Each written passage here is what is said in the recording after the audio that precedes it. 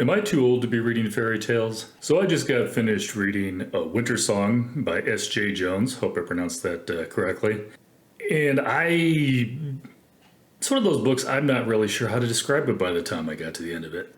It is very much a fairy tale, based on fairy tale, but it's also a little bit of a romantasy. Yeah, it's hard to describe.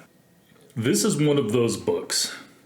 This is not normally in my wheelhouse, to be honest with you, but I got to give this a 4. And if you know anything about me, that's high. I don't normally give 4s. This book is so well written, though.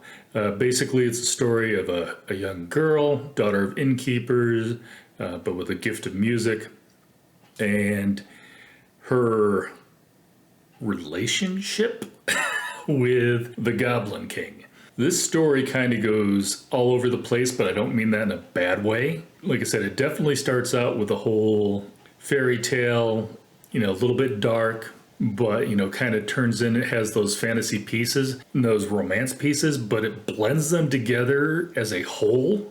Never feels disjointed. And I'll be honest, I got to the end of this book, and I know this is part of a duology, but I really felt like, especially the first book, wrapped up so well that I have no idea where the next book's going to go. I'm probably going to read it, but yeah, it's like I said, this book is perfect as a standalone. Anyhow, there are so many things that I can't say without giving out parts of the story that you discover during it. I'll just let you read the book. This is probably going to be a short review. I can't tell you too much about it, or I'm going to give something away, and I don't want to do that. What I will tell you about this, though, is someone can write a story.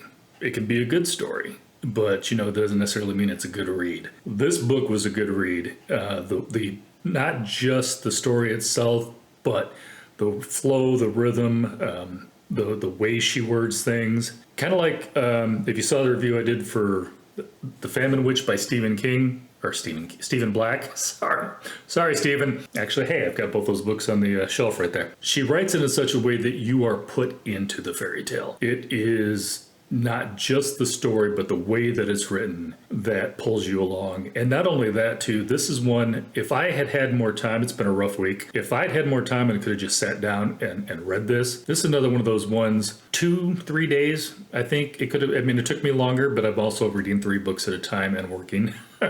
But yeah, this is a nice, fast-paced read. It's one of those ones that there's not necessarily a lot of action, but it flows like a book, like, where there's action, that you just keep going to the next page. You never feel bogged down and never feel slow. If you've ever wanted to try a romantasy, I would say try this out. It's romantasy in the fact that there's romantic pieces that are a very large chunk of the fantasy, but it doesn't read like those. I'm flailing now. I really am. I don't know how to describe this book, but that's a good thing. If you do like romantasies, you do like fairy tale type books, you're definitely going to like this one. For you guys, it might be a 5. For me, it's like I said, it's a solid 4. Very, very solid 4, which is higher than I would have thought I would have rated it before I read it. Anyhow, give JJ a try. That's what she goes by. I'm not trying to add personal like we're best friends or anything.